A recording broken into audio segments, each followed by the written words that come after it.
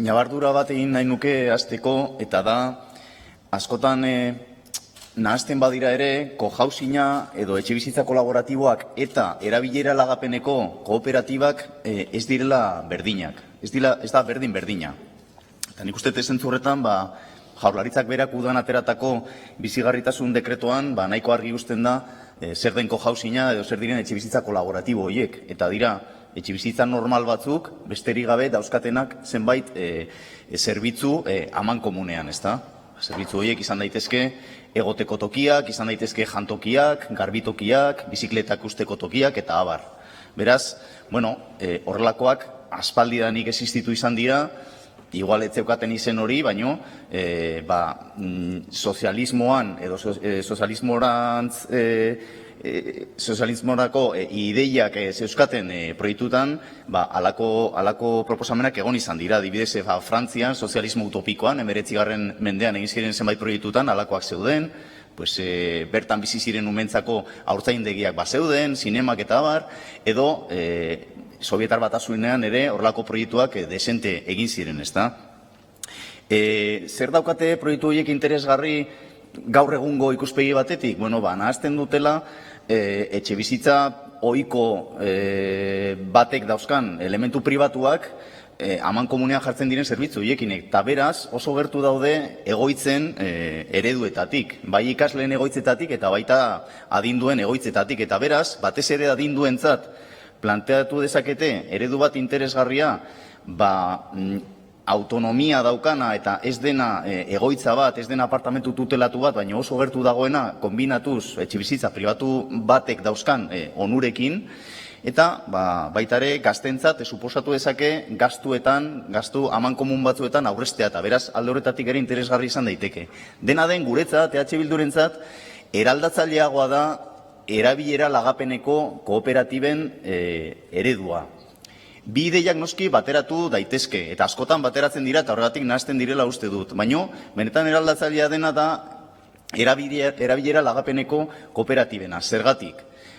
Erabilera lagapeneko kooperatibetan eraikin osoa ez da zatitzen, ez dago dibizio horizontalik, eta beraz kooperatiba baten izenean dago horrek suposatzen duen gastu murrizketekin, hipoteka bakarra dago egon behar izan ezkero, edo prestamo bat egon behar izan ezkero, bakarra dago.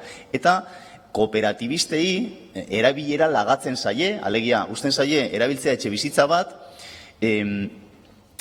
kooperatibista izatearen truke.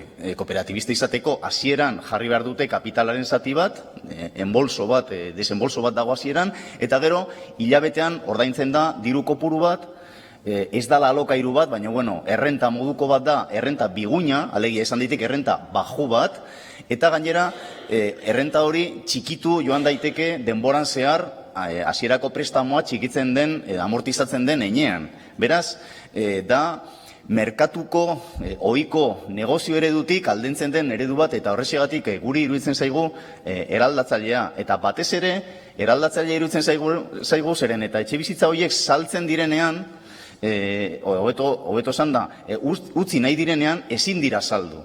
Egiten dena da etxebizitza hori kooperatibari pasatzen zaio, beti izan da kooperatibarena, kooperatibistak egiten duena da hasieran jarritako dirua itzultzen zaio, zenbait kasutan zaharberritzeak egiteko, eguneratzeak egiteko dirua sartu baldin badu itzultzen zaio, baina ezin du saldu etxebizitza hori, eta beraz merkatuaren logikatik kanpo dagoen eredu bat den heinean oso interesgarria iruditzen zaigu, eta uste dugu hemen bultzatu beharko litzatekela eta Jaurlaritzak lidergoa izan beharko lukela horretan.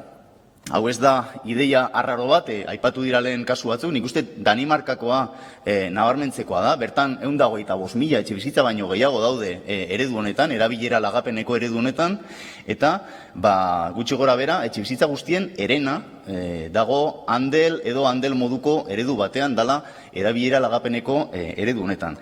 Eta nik uste hori lotu behar dela Danimarkan dagoen emantzipazio adinarekin. Danimarkan emantzipazio adina da 21,3 urtekoa. Nik uste bidatu horiek lotuta daudela. Eren batek dauzka bere esku etxebizitza desente prezio honean, eta ondorioz Laister utzi dezake edo goiz utz dezakete gurasoen etxea hala nahi badute. Hemen 9 urte gehiago eman behar dituzte gazteek gurasoen etxean ez daukatelako beste alternatibarik, eta gure ustez horregatik bultzatu beharko litzateke horrelako ereduak. Jaurlaritzatik esan behar da gure ustez nahiko gutxi egin dela eremu honetan, alor honetan.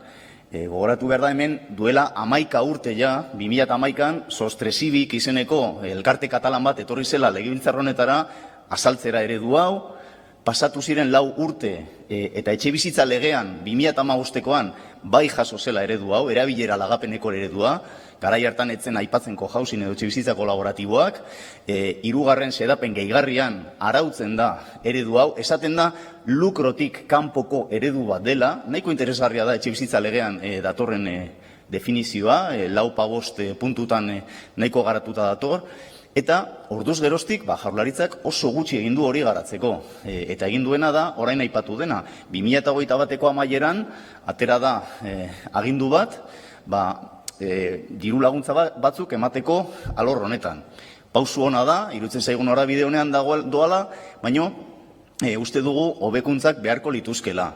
Gure ustez, hasteko definizioa nahastuta dago, agindu horretan, uste dugu koherenteagoa da bizigarritasun dekretuan datorrena, eta uste dugu hori bateratu egin beharko litzatekela, biak dira jaurlaritzak egindako idazkiak. Bestetik, uste dugu orube bat lagatzen denean, hau ez dut esan, baina kooperatiba boi laguntzeko modu bat administrazio publikoetatik izan daiteke subentzioak ematea, eta beste modu bat izan daiteke zorua lagatzea, ezta? Eta hala egiten da, zenbait kasutan, zorua laga egiten zaio kooperatibari, zenbait urtez, normalean, 75 urteko epe batean gutxienez gertu dauzkagun ereduetan, Katalunian esate baterako horrelako lagapenak egin dira, eta gure ustez hori ez da zehazten agindu honetan, abendukoan, eta zehaztu beharko litzatekela. Esaten da gauza nahiko bitxi bat, eta da, etxebizitza sailarenak baldin badira orubeak ezin direla laga, ez dugu oso ondo ulertzen, ingurumen sailarenak baldin badira bai, baina etxebizitza sailarenak baldin badira ez, hori uste dugu hobetu beharko litzatekela, baina batez ere hobetu beharko litzateke jartzen den tope maksimoa bai hasierako desenbolsoari dagokionez eta baita hilabeteroko errentari dagokionez. Uste dugu kopuru altuegiak jarri direla, hasierako desenbolsoa okerez banago 30.000 eurotan jartzen da, eta gero hileko errenta maksimoa jartzen da 750 eurotan gehi KPI-aren indizearen eguneratzea.